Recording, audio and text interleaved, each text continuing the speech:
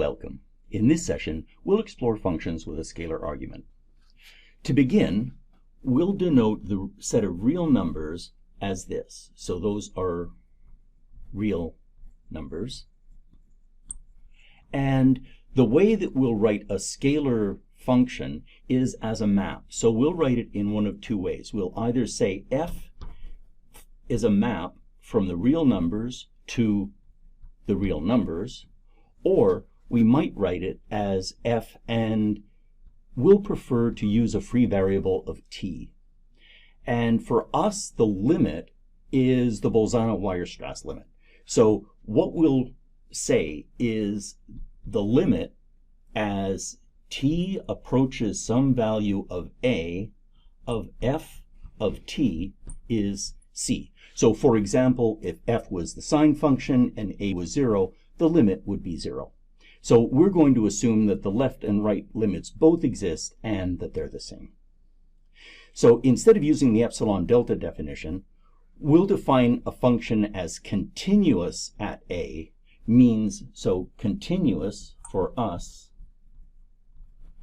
means that the limit as t approaches a of f of t is just f of a. So for example, a step function wouldn't be continuous because it wouldn't have this property if you approach it the step from both the left and the right. And we're going to work mainly with functions that are continuous everywhere. So that is, no matter what a value we pick, this limit is going to be true. So what does this look like geometrically? Well, what we can do is we can draw a graph. So for example, if our horizontal axis is t and our vertical axis is the function at a value t, a continuous function would look something like this. And for future use, what we'll also need to know is a chord.